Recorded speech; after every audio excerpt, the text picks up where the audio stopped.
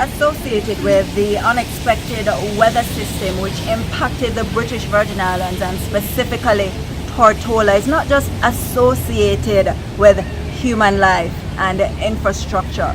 Now, one of the biggest seasons in the British Virgin Islands is that of the Emancipation Festival, and there's a lot of planning, organization and expectation that goes into the festivities, and unfortunately towards the end of this year's festivities all of that planning had to be cancelled because of the weather system and the unpredictability associated with it.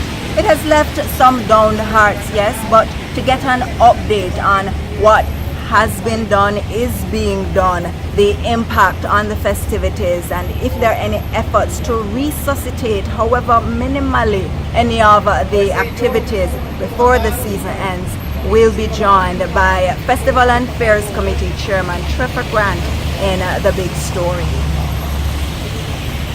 Well, Peter, we know it all, and we know for sure that the team, the BVI Festival and Fairs Committee, had to have had really big shoulders, and there is no doubt that Mr. Grant would have been to the store and got him some football gears to make his shoulders much, much bigger than they actually are.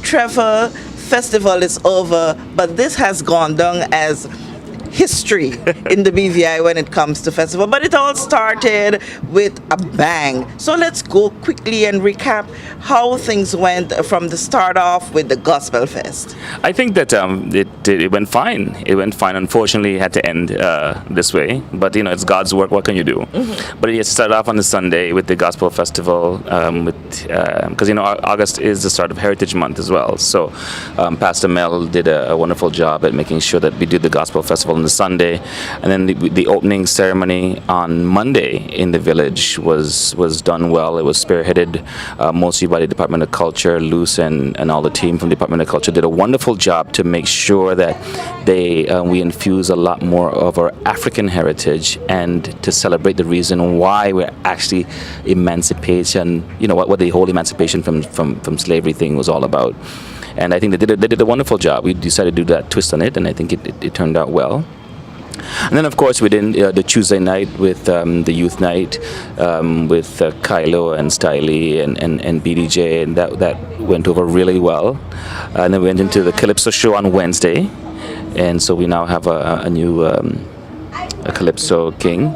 So, and then we went into the Thursday.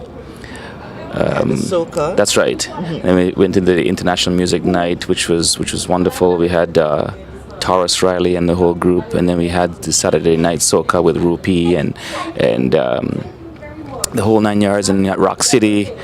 And then Sunday we had the Miss BVI, of course, and then we had for the first time we had the Latin night in here as well. So that got the Latin crowd out, and it went well for the first time as well. And then of course we roll around to the Juve, which was, I'm so happy that everyone came out to really party, have a good time. The police were there. I mean, we had no problems. The bands performed. It was good because everybody, listened to the directives that were given, and this is what can happen when you actually come out and party respectfully, and you have a good time and you go home. Yes, and so it all went very well as expected until that moment. The next event that was slated was the big grand parade, and Trevor, I really admired the fact that at 4:00 the wet fete, the Juve was off.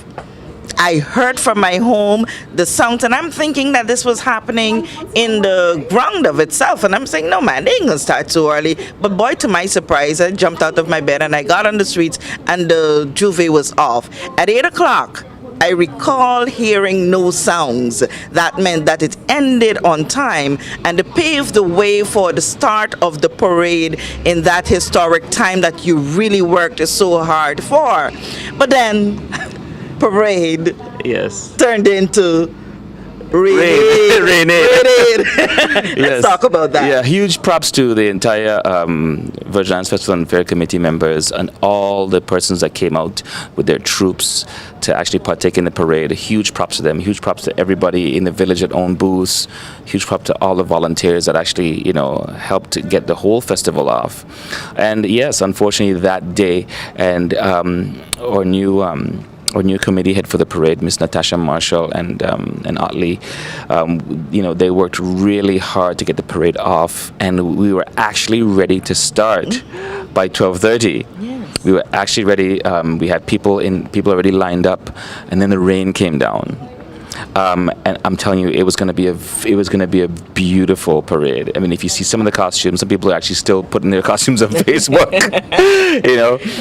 It's unfortunate, but it was going to be a wonderful parade. I mean, it was very well organized, and we were ready. Actually, some people wanted to go up. They went up in the rain. They did, and guess who led one of the troops? Mm-hmm. Guess who led one of the honorable back. He was follow the leader. He said, "Grandboy, this is my district. I go up the road." I said, "Well, do it." And they did have a ball of a time in They the did. rain. Myself and Cromwell, we were out there trying to get a live broadcast, and we done, and we said, man, with this rain, nothing's gonna happen. And then we got word that it's called off, and we were prepared to call off the broadcast, and then we saw the troops start coming through. Yeah. Said, no, if they can do it, You why can do it not? too. Let's give it to the people who are home wanting to see Definitely. what is going to happen. Definitely. But it did happen with a few troops even doing some routines. There was no judging No. of troops and all of that. But then as it came down to around about 6:30, going to 7. That's when Some things decisions had to be made. We actually huddled. All of us, most of us were soaking wet. Myself, Ishmael. I mean, the Honorable Minister Walwyn. We all huddled around 5 o'clock in the BVI Tourist Board conference room because we had to make a decision going forward, and we were furnished with information. We spoke with Charlene of DDM, and we had to look at the forecasts. We had to, we had artists that were stranded or trying to come in and go out. We had to make a decision right then and there. And when you were faced with what we were faced with, all the damage that was already been done, we had to make a decision. And the only decision for country and for everything else was to actually cancel the parade and everything else. Okay.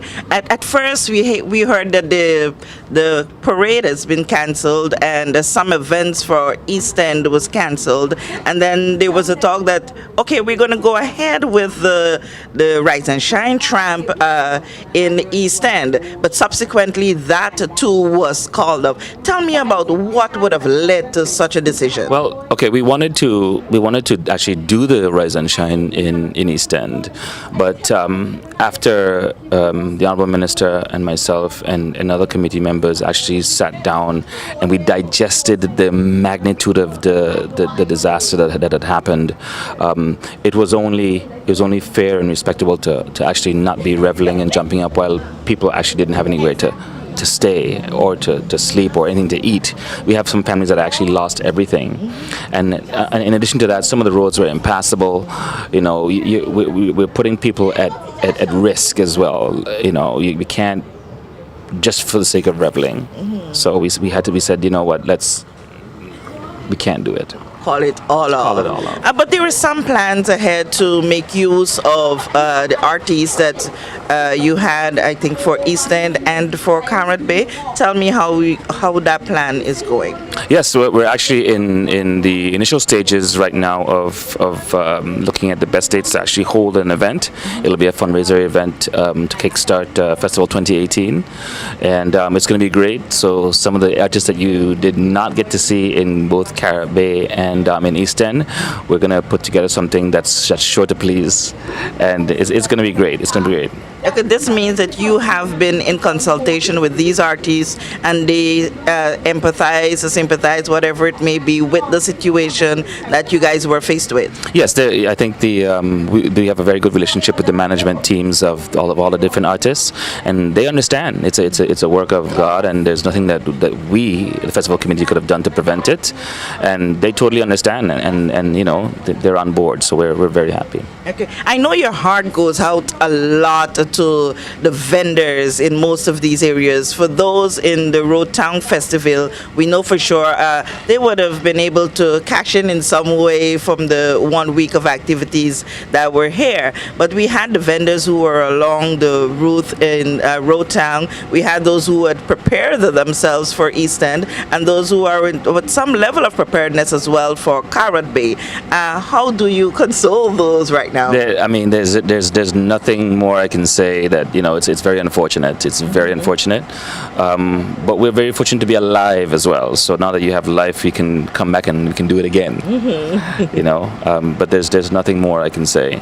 Okay, but we hear from the big story from JTV. We want to say thank you to yourself and your wonderful committee. We know that your job was one of volunteer. We know that your job was one of challenges, decisions that had to be made not just for yourselves, but in the interest of the entire BVI community. And we want to thank you for putting on those extra broad shoulders. Thank you. Thank you so much. I thank to JTV, thanks to our sponsors that brought the festivity, help us bring the festivities together. Planning for Festival 2018 has essentially started under my leadership. So we're now starting to get Virgin Gorda ready, and then after Virgin Gorda, it's BVI. So don't wait until last minute. Festival is on 2018. Okay, with that, you heard it. So we know for sure now that Trevor is not going to give up after the first year, and with such an experience for Festival 2017. They've already started plans for 2018, and with God on our side and the good weather and all of that, it's going to be a bang. We want to say thank you so much for tuning in to this special edition of The Big Story. Back to you, Peter. You're watching a special edition of JTV News looking at the devastation wreaked on Tortola by flash flooding on August 7 and 8. We'll be right back.